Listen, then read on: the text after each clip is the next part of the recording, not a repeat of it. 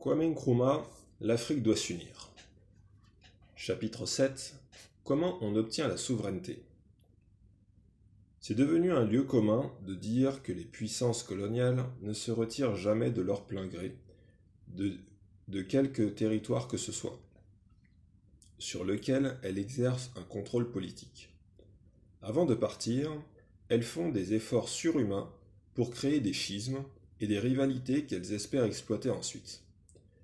Le plus triste exemple en est l'Inde, divisée en deux parties et en proie au communalisme et aux dissensions religieuses, mais les révoltes de Birmanie, de Ceylan, du Cameroun, du Vietnam, la scission des territoires qui constituaient l'Afrique occidentale et équatoriale ex-française en plusieurs États distincts au sein de la communauté, sont des témoins éloquents de cette vaste politique dont la devise est « diviser pour régner ».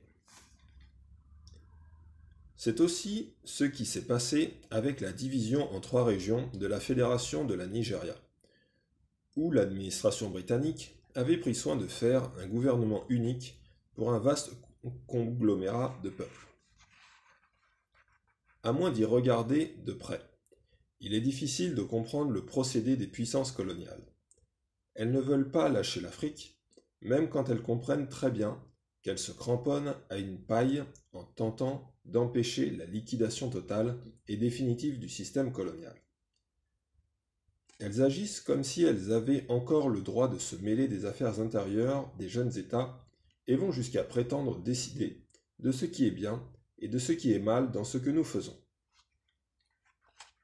Mais, si on les examine de près, on constate que ces manœuvres rentrent dans le cadre de la stratégie diviser pour régner, et cela à distance. Pendant notre lutte pour l'indépendance, et même après, toute la presse britannique fut mobilisée contre moi-même et contre le CPP.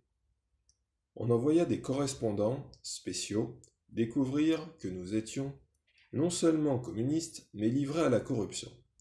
Ils allèrent jusqu'à interpréter le différend entre le CPP et le National Liberation Movement, différent qui portait sur la forme à donner à notre Constitution, comme une preuve de notre ambition dictatoriale, contre les efforts désintéressés de nos adversaires pour obtenir un gouvernement démocratique.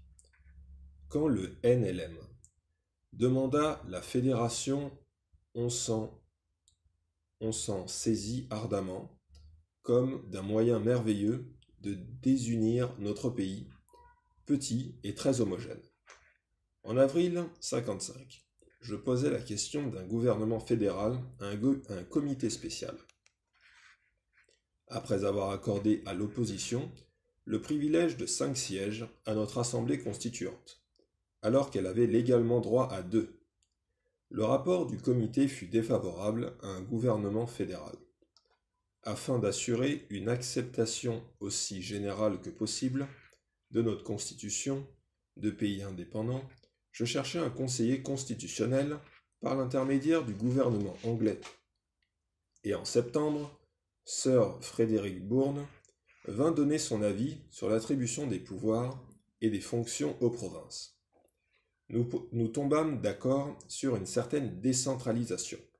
Et sur la base du travail de Sir Frederick, nous comptâmes sur une majorité pour soutenir nos propositions quand nous les présentions. Le secrétaire d'État avait mis 2 conditions préalables à l'indépendance.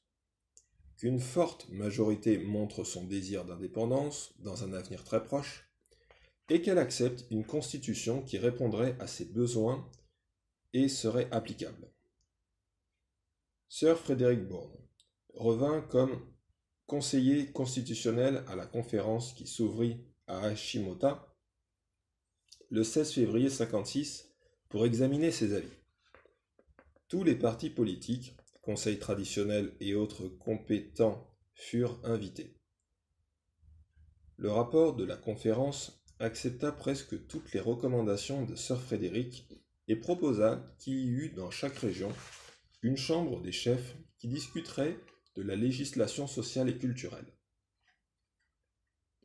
Néanmoins, le NLM en dépit des efforts inlassables que je fis pour m'assurer de sa coopération, refusa de prendre part aux délibérations et n'assista pas aux séances. Par conséquent, les conditions posées par le secrétaire d'État n'avaient pas été strictement remplies, et c'est ce qu'avait voulu l'opposition. Nous dûmes donc faire des élections générales en 1956. Elles confirmèrent la montée du CPP et le désir d'une écrasante majorité d'être indépendant et d'avoir un gouvernement unique, ce qui était le programme proposé par nous au pays. Les peuples indépendants, libres et souverains, font leur propre constitution. Bien que le Ghana ait obtenu ce qu'on appela indépendance totale le 6 mars 1957, la Constitution contenait certains articles qu'on nous avait imposés et qui, limitant le plein usage de notre liberté, étaient un affront à notre souveraineté, une entrave à notre développement. Telles étaient les clauses que le gouvernement britannique avait exigé de faire figurer dans la Constitution avant de nous permettre d'accéder à l'indépendance. Nous fîmes valoir nos arguments contre ces clauses, mais le souci qu'avaient les milieux officiels anglais de la protection des droits de la minorité et de la sécurité des fonctionnaires anglais travaillant au Ghana eut raison de respect de notre indépendance et de la volonté expresse de notre peuple. Mon gouvernement et moi-même exposâmes très clairement notre dépit d'être contraints pour respecter les délais que nous avions promis à notre peuple au sujet de l'indépendance d'accepter une constitution en partie dictée.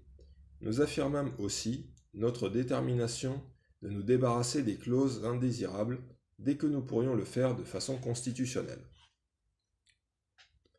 Quand, en 1956, il fut évident que l'indépendance totale ne pouvait plus attendre, on entama des négociations visant à établir le cadre de la Constitution qui gouvernait le Ghana indépendant. Mon gouvernement était alors fortement nominal, le pouvoir de fait étant entre les mains du gouverneur de la Côte d'Or, incarnation locale du Colonial Office. Jusqu'au moment où l'instrument d'indépendance fut réellement placé dans nos mains, on pouvait nous refuser la liberté. On s'opposa à notre point de vue selon lequel l'indépendance impliquait le droit de la population locale seule de déterminer la nature des lois, des règlements et des procédures de l'État au moyen de ses institutions parlementaires. La réponse britannique était que les Anglais avaient le dépôt sacré des droits de tout le peuple de la Côte d'Or, et qu'il leur incombait d'assurer la sécurité d'une partie, fût-elle minoritaire, de la population qui pourrait s'opposer au gouvernement existant. Jugeant cette supposition quelque peu grotesque, nous cherchâmes en vain, dans l'histoire d'Angleterre, un cas où l'on aurait accordé une protection spéciale à une minorité faisant opposition au gouvernement. Nous protestâmes que nous étions capables de sauvegarder les droits de nos propres concitoyens et que les doutes dont nos intentions faisaient l'objet étaient blessants. Je fis remarquer que si mon gouvernement pouvait être suspecté d'intentions ultérieures contre nos opposants politiques, on pouvait également nous soupçonner de vouloir abroger la constitution imposée, dès le lendemain du départ des Anglais. Pourquoi, dans ces conditions, négocier une constitution ? Pourquoi ne pas laisser la faire nous-mêmes ? Le gouvernement anglais fut intransigeant.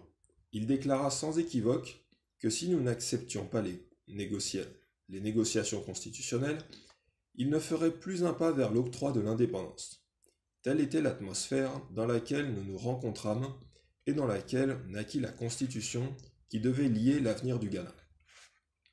En fait, elle vit le jour non en tant qu'instrument légal destiné à notre assemblée ghanéenne, mais en tant que décret-loi anglais. Son titre officiel était The Ghana Constitution, Order in Council 57, du gouvernement anglais. Elle fut promulguée par celui-ci le 22 février 1957. On dira que nous nous émouvions beaucoup pour faire notre constitution nous-mêmes, en considérant objectivement les 3 ans pendant lesquels nous avons gouverné avec cette constitution. nous sommes renforcés dans notre conviction que seule l'arrogance impérialiste avait pu décider que des clauses imposées seraient irrévocables. Révocables, elles étaient. Même avec ces embarras constitutionnels par quoi les Anglais cherchaient à nous lier. Peut-être nous croyaient-ils trop stupides pour être capables de nous sortir, tout en respectant la Constitution, de la camisole de force qui était la procédure spéciale pour faire des lois touchant à la constitution des autres sujets importants, et dans laquelle ils nous avaient ligotés en nous donnant la liberté. Le gouvernement anglais avait décidé de nous rendre les modifications constitutionnelles aussi difficiles que possible, au point en fait de les exclure. La clause 32 de notre constitution d'indépendance prévoyait que aucune loi tendant à amender, modifier ou abroger les termes de la Constitution du Ghana ne sera proposée à l'assentiment royal sans qu'il y soit joint un certificat de la main du président de l'Assemblée, comme quoi le nombre de votes obtenus en sa faveur lors de la 3e réunion de l'Assemblée a fait au moins les 2/3 du nombre total des membres du Parlement. Bref, une simple majorité parlementaire ne pouvait rien changer à la Constitution, ni même une majorité des 2/3 des membres présents et votants. Il fallait un vote favorable des 2/3 de l'effectif parlementaire total. Il n'était même pas nécessaire que notre opposition fût présente au débat sur une loi tendant à modifier la Constitution. Par le seul fait qu'elle était une opposition, elle pouvait, si elle était assez nombreuse, exclure toute éventualité de modification constitutionnelle. Voilà une bien curieuse façon de truquer le principe de la démocratie. En fait, la popularité du gouvernement dans le pays et la force du CPP à l'Assemblée nationale était telle que peu après être devenus libres en 1957, nous aurions pu modifier cette clause en parfait accord avec la Constitution. Le CPP bénéficiait d'une majorité parlementaire qui nous aurait donné les 2/3 absolus exigés. Cette majorité alla même en croissant. Nous aurions eu rigoureusement le droit de présenter à l'Assemblée un projet de loi tendant à envoyer à la ferraille The Ghana Constitution Order in Council. Pourtant, je répugnais à le faire. Habituellement, l'opinion publique, tant à l'intérieur qu'à l'étranger, n'est pas assez bien informée, ni assez renseignée sur les questions de constitution pour comprendre l'absolue légalité de ce procédé. Il y aurait eu immédiatement des avis partagés et l'idée se serait répandue que nous avions manqué à notre parole. Je n'avais pas l'intention de faire commencer notre existence de pays indépendant en nous laissant soupçonner d'avoir méprisé un contrat. Bien que nous l'ayons signé sous une contrainte morale. De toute façon, le public n'avait pas eu connaissance de cette contrainte. Considérant tout cela, nous décidâmes que nous ne toucherions pas à la Constitution et en respecterions les clauses. Nous pensions la modifier quand l'occasion s'en présenterait d'elle-même, et cela en conformité avec sa lettre. En attendant, notre premier devoir était d'assurer l'unité de la nation et sa tranquillité, afin de remplir le devoir que nous avions de faire progresser le pays. L'inquiétude qui s'empara de certaines régions du pays au tout début de l'indépendance ne fut pas atténuée par les clauses relatives à l'installation d'assemblées régionales et au pouvoir dont elles devaient être investies. Les négociateurs anglais de notre Constitution comprenaient mieux les aspirations fédérales de l'opposition que le point de vue du CPP, qui correspondait au désir de la majorité. L'opinion de l'opposition reposait sur une intervention de séparatisme politique reflétée par les clauses relatives à l'institution d'assemblée régionale. De même, la Constitution donnait toutes les possibilités de faire obstacle à nos efforts de développement. Prenons l'exemple des communications. Le gouvernement décide qu'une grande route passera par telle et telle région. L'opposition de l'Assemblée régionale, de l'une d'elles, peut empêcher indéfiniment le projet de passer. Dans le cadre de son plan national de santé, le gouvernement détermine les lieux où seront construits les hôpitaux et les cliniques. Les assemblées régionales font objection à ces plans et les empêchent de passer en vertu de leur autorité constitutionnelle sur les services régionaux de santé. Il fut décidé qu'il y aurait dans chaque région un chef de région qui, sauf dans le cas de la région Ashanti, serait choisi par la chambre des chefs de la région. On ne devait pas faire appel aux principes démocratiques, mais au contraire à la procédure désuète qui avait eu cours sous le système colonial de l'administration indirecte, lequel donnait l'autorité aux chefs complaisants. Si les chefs d'une région donnée étaient opposés aux pratiques médicales modernes, ils pourraient efficacement interdire la réalisation de tout programme gouvernemental impliquant le traitement des maladies de leur territoire, tel qu'il se faisait de nos jours, car les restrictions exprimées par la Constitution les protégeaient. Qu'on étende cela à l'enseignement, à la fonction publique, au logement, au pouvoir, au progrès agricole et industriel, et l'on admettra que le gouvernement central n'eût joui que d'un semblant de souveraineté. Dès que nous aurions tenté de gouverner, nos mains et nos pieds auraient été liés. On voit que les fondements de la désunion avaient été bien posés.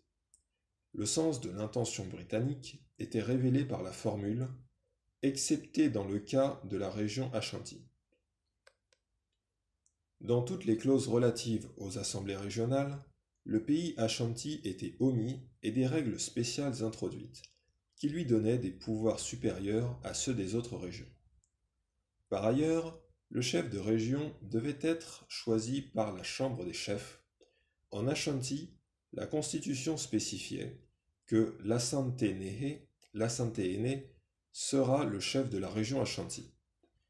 Quelle sorte de démocratie les Anglais instauraient-ils à la veille de leur départ en désignant la personne qui serait le gouverneur effectif d'une région donnée? Où était le respect de notre souveraineté? Notre indépendance était censée impliquer le droit de régler nos propres affaires. Or, nous, gouvernement démocratique, étions limités par des articles de constitution dus à la puissance qui se retirait et désignant qui serait titulaire du poste exécutif le plus élevé dans le territoire le plus délicat de la nation. C'était si visiblement un truc pour donner à l'opposition les possibilités qui lui avaient été refusées par sa défaite aux élections, qu'il était difficile de croire que les Anglais aient pu déchoir à ce point de leur respect tant vanté de la démocratie. Le choix de l'Asante-Ene pour ses honneurs particuliers était délibéré. On savait qu'il partageait les opinions du NLM, dont la politique de violence avait rendu incroyablement difficile nos derniers pas vers l'indépendance. Dès la naissance de ce mouvement, on l'avait soupçonné d'avoir affaire à lui. Avec lui. Car son principal porte-parole, l'homme le plus proche de lui dans les affaires Ashanti, en était membre fondateur et président. L'Asante-Ene avait collaboré avec les Anglais, bien que son oncle Prempeh Ier se fût battu contre eux pendant les guerres Ashanti, plutôt vers le début du siècle, et avait été exilé aux Seychelles pour son patriotisme africain. Pour avoir rendu service aux Anglais, en se chargeant de leur administration coloniale, l'Asante-Ene fut fait chevalier. Sa qualité de chef spirituel et temporel du pays Ashanti lui donnait les pouvoirs d'un seigneur féodal sur tous les chefs de la région et sur le peuple local et le rendait extrêmement puissant. En cherchant à garantir par des clauses spécifiques de la Constitution la continuité de son autorité dans le Ghana nouveau, les Anglais non seulement payaient ses services passés et donnaient du poids à la promesse du NLM de le couronner roi du Ghana, mais mettaient en place leur meilleur dispositif de désunion dans notre nouvel État. Cette situation était des plus dangereuses et revenait à limiter notre pouvoir de gouvernant indépendant. Nous ne pouvions accepter cette limitation. Autant dire que le pays Ashanti échappait à la souveraineté ghanéenne, il était impensable que nous prissions ce risque et compromissions ainsi l'avenir du pays. Obéissant au texte de la Constitution qui prévoyait que les assemblées régionales seraient établies par un acte du Parlement dans et pour chaque région, je nommai une commission d'enquête pour examiner par quels moyens les instituer et quelles seraient les méthodes les plus efficaces pour les faire fonctionner. La commission mit quelque temps à faire son enquête, puis son rapport, et entre-temps au Parlement nous traitâmes de sujets plus urgents. Parmi ceux-ci, les premiers étaient certainement les besoins de la province. Et je suis sûr que les plans de développement que nous avons établis jusqu'ici pour chaque région dépassent largement tout ce qui eût été fait si les choses avaient été laissées à la seule initiative locale. Les démocraties de longue date sont équipées pour une large décentralisation. Elles disposent d'assemblées locales compétentes et expérimentées pour s'occuper des tâches urgentes de développement dont aurait autrement à se charger le gouvernement central. Un pays neuf, où le corps dirigeant est fort sur le plan national, mais limité sur le plan local, ne peut se permettre de parier sur la compétence ou l'incompétence en matière de développement régional d'une assemblée de province. Un pays neuf doit établir pour tout le territoire un plan central dans lequel vienne s'insérer l'activité de chaque région. Il ne peut abandonner ce plan à une assemblée locale hésitante, retardataire ou ayant le goût de l'obstruction. Bien entendu, il faut prévoir des autorités locales ayant le pouvoir de réaliser les projets de développement local en coopération avec le gouvernement central ou sous sa direction. Nous avons suggéré cela aux Anglais pendant les négociations sur la Constitution, mais ils insistèrent sur la création d'assemblées régionales ayant des pouvoirs suffisants pour empiéter sur les droits du gouvernement central et des garanties méticuleuses rendant toute modification pratiquement impossible. La seule chose qu'ils oublièrent fut de préciser la date à laquelle ces assemblées devaient être instituées. Et ce fut là le juin que nous utilisâmes pour libérer le pays de la tension et préparer le terrain à la suppression de ce que nous considérions comme un obstacle à notre développement. Au moment où la commission d'enquête pour l'institution des assemblées régionales eut fait son rapport et où les assemblées furent instituées, les progrès que faisait le pays à tout égard et l'opinion du peuple avaient amené la plupart des chefs à reconnaître la sincérité du gouvernement et sa volonté de progrès. Même l'Assanténé changea d'attitude à notre stupéfaction, et je sais qu'il est maintenant un chef partisan de l'indépendance et partage les aspirations du Ghana nouveau.